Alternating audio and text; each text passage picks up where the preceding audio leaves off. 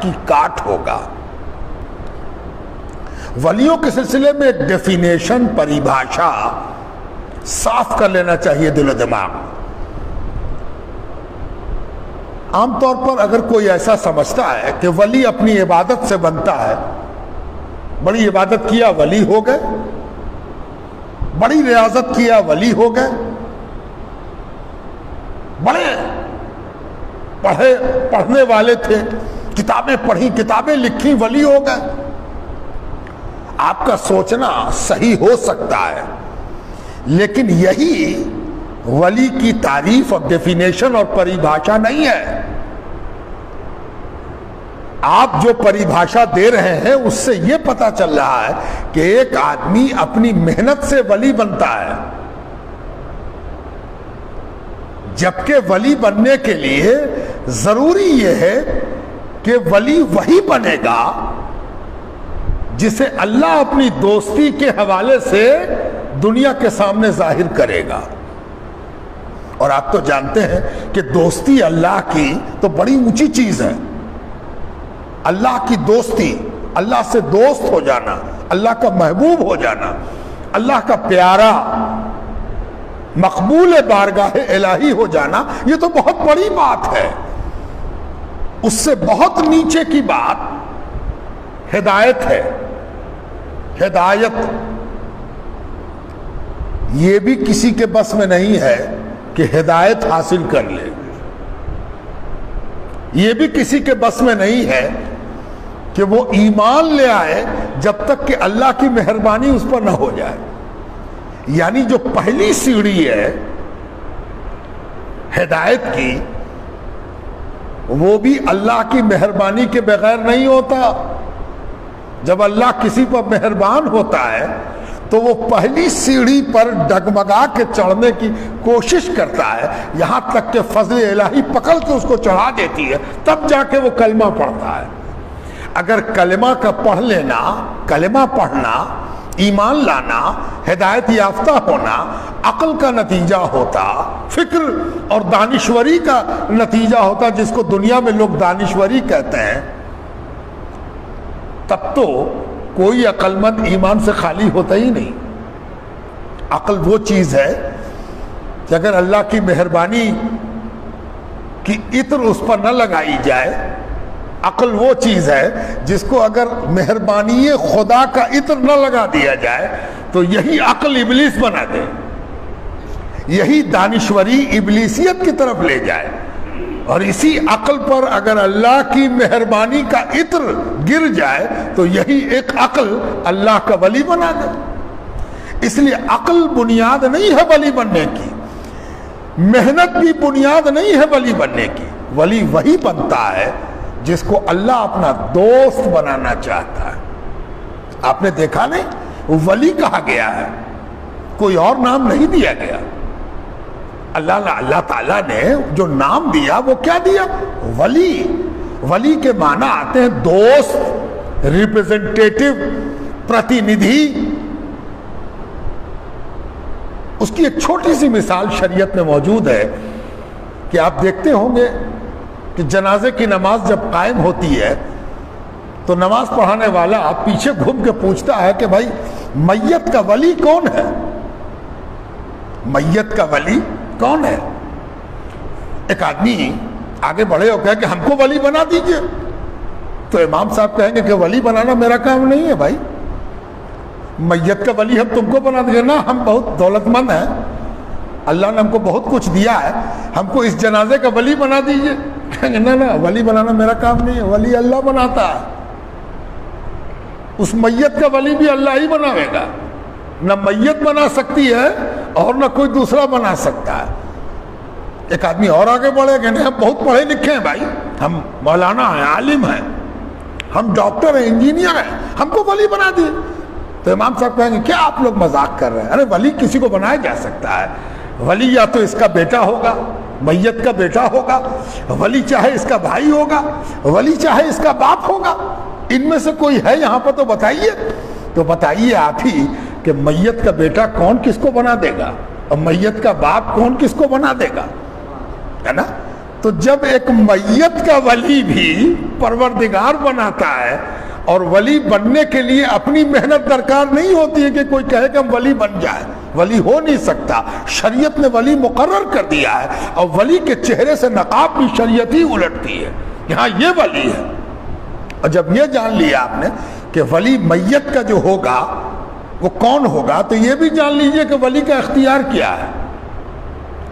ولی کا اختیار یہ بھی ہے کہ کسی سے کہہ دے کہ تم میرے باپ کے جنازے میں مت شامل ہو، تم کو نماز نہیں پڑھنی، ہٹو، ہم نماز نہیں پڑھنے دیں گے۔ تو شریعت کہتی ہے ولی کو یہ اختیار ہے کہ وہ جس میت کا ولی ہے اس میں جس کو چاہے نماز پڑھنے دے اور جس کو چاہے نہ پڑھنے دے۔ ولی کا پاور دکھا رہے ہیں، وہ ولی جو شرعاً ولی بنتا ہے۔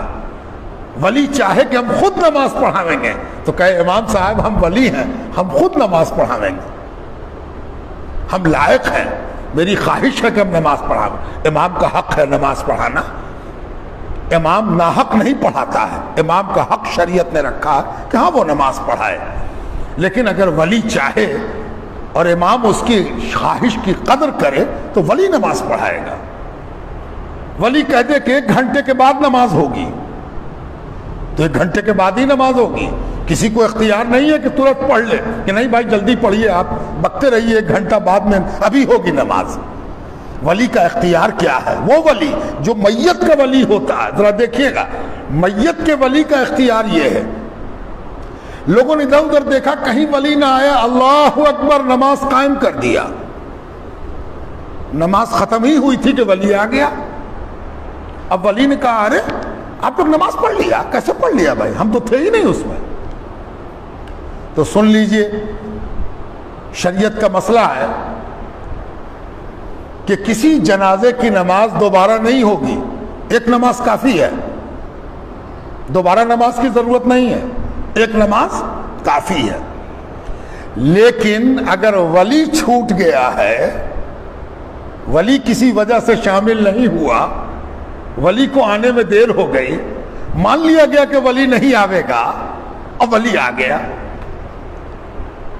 تو اس کے لیے نماز ہوگی، چاہے 10 بار کیوں نہیں نماز ہو چکی ہو، ولی کے لیے نماز ہوگی، اس لیے کہ ولی آ گیا ہے۔ اصلی حق نماز کا اسی کو ہے، باقی سب تو فعلی ہے۔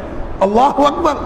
ایک اور بات پتہ چلی کہ میت کا ولی اصل مصلی ہے جنازے کا، باقی سب تو فعلی ہے، رہے نہ رہے، ولی ضرور پڑھے گا،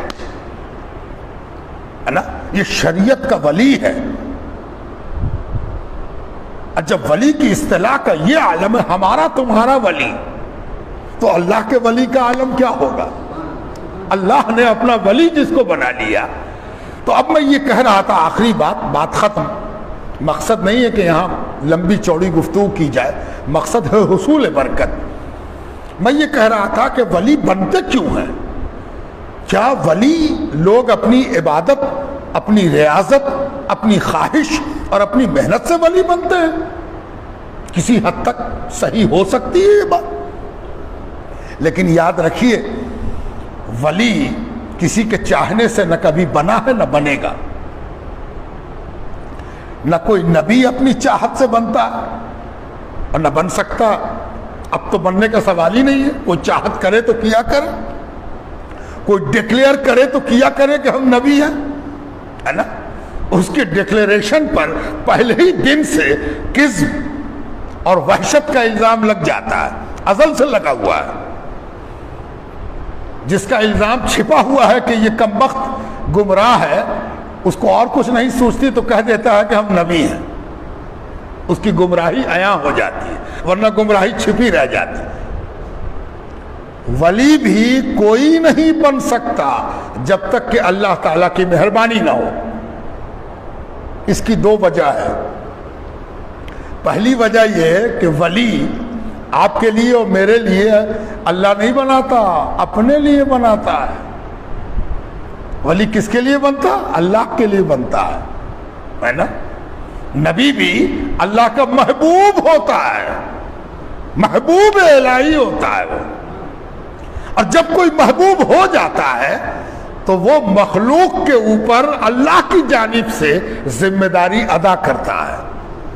اسی طرح ولی بھی نبیوں کے صدقے میں بطوفیل نبی ولی بنتے ہیں. اللہ ان کو قبول کر کے ولی بناتا ہے اور ان کو بھی کچھ کام دیا جاتا ہے. آپ تو جانتے ہیں کہ جو کسی کا دوست ہوتا ہے وہ اس کی ذمہ داری میں ہاتھ بٹاتا ہے, اس کو ذمہ داریاں دی جاتی ہیں. تم یہ کام کرو, تم پر بھروسہ ہے تم یہ کام کرو, تم پر یقین ہے تم یہ کام کرو. اولیاء کا کام کیا ہے؟ اولیاء کا کام یہ ہے کہ جس نبی کی امت میں وہ ہوتے ہیں اس امت کی دلیل بنتے ہیں, امت کا ثبوت, نبی کا ثبوت بنتے ہیں, خدا کی وحدانیت, رسالت کی حقانیت کا ثبوت بنتے ہیں, دلیل بنتے ہیں, زندہ مثال. جس کو کسی معجزے پر شبہ ہو, ولی اپنی کرامت سے اس کے شبہے کو دور کر کے ایمان کو پختہ کر دیتے ہیں. سیدنا امیر ابو العلا, یہ خانقاہ ان کے سلسلے کی ہے, ان کے سلسلے کا عظیم مرکز ہے.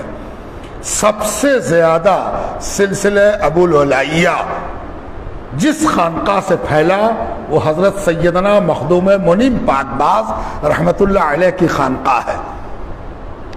حضرت کا آستانہ تو آگرہ میں ہے لیکن فیضان کرم کا دفتر پٹنہ مخدوم منیم پاک کی خانقاہ ہے. یہیں سے سلسلہ پھیلا اور پوری دنیا میں پھیل